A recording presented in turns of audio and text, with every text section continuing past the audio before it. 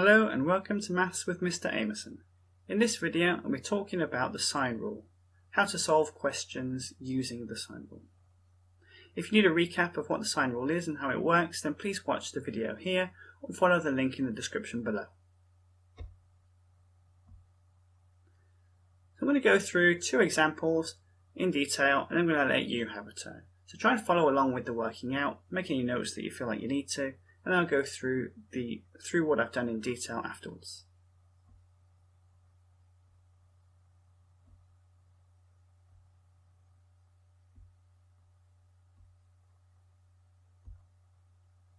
Alright, so for this question, I use the version of the sine rule where we have a over sine a equals b over sine b.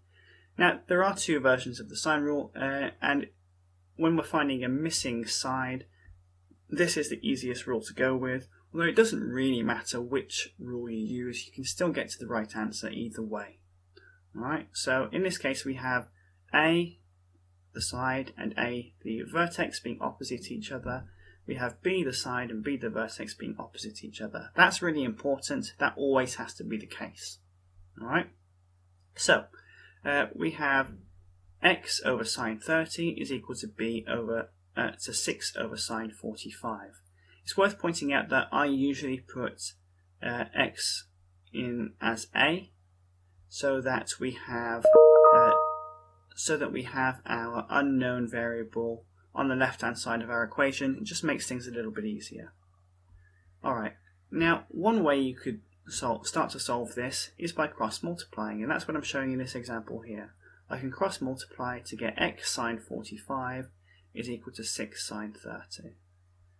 And then I can divide by sine 45 to get 6 sine 30 over sine 45 is equal to x. When I type that into a calculator, I get x is equal to 3 root 2.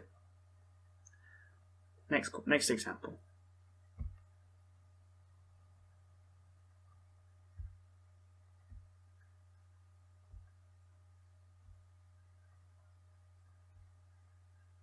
So in this example, I use the version of the sine rule where we have sine a over a is equal to sine b over b.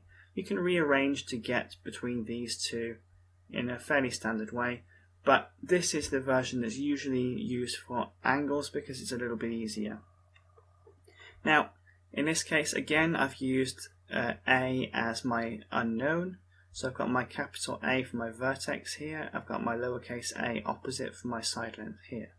So sine x over 5 is equal to sine 45 over 6. Now, instead of cross-multiplying to get 6 sine x is equal to 5 sine 45, which I could do, in this case, I have multiplied both sides by 5 to get sine x is 5 sine 45 over 6. So you don't have to cross-multiply to solve these. You can just multiply both sides by the same number as usual with solving equations. So we get sine x is equal to 5 sine 45 over 6. If I then do the inverse of that and type it all in onto my calculator, then I get an answer of 36.1 to 3 significant figures. Your turn. See if you can have a go at finding the value of x for those two questions. Now you've had a chance to have a go, let's go through the answers to these. So, a being my unknown, lowercase a here, capital A over here, and capital B, lowercase b. It's worth pointing out that in each of these examples, the side angle combination we have to be opposite each other. We have to have a pair of knowns opposite each other, and we have to have one unknown opposite another known thing. So two of our things that we're given have to be a side and an angle that are opposite each other, and the third thing has to be an angle or a side opposite our unknown that we're trying to find. So in this case we have x over sine 60 is equal to 6 over sine 45. I can then cross multiply to get x sine 45 is 6 sine 60, divide by sine 45, and I end up with 3 root 6 as an answer. For the next question, we have sine x over 6 is equal to sine 45 over 5.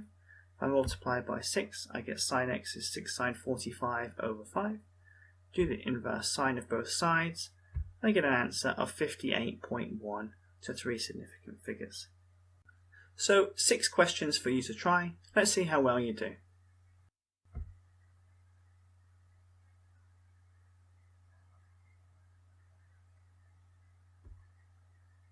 So here are the answers to those 6 questions. The first 3 are fairly standard. Question 4 is a bit trickier because in this case we have 53 degrees and 12 opposite each other, but the 13 is opposite an unknown angle and the angle we want is opposite an unknown side. So what we can do here is in fact figure out this missing angle first using the sine rule, and then use the fact there's a 180 degrees in a triangle to figure out the missing angle up here. Same for this question. It's useful to find out this missing angle here first using 180 degrees in a triangle. Use that to help us find our value for x. Question 6 is actually an impossible triangle. When you try and use the sine rule for this, you get a value for sine x that is above 1. Therefore, it is an impossible triangle. When you try and do the inverse sine of any value that's above 1, it comes up with a math error on your calculator. That's because it's not possible. Alright. Well, thanks for watching. I hope you found it useful. Speak to you soon.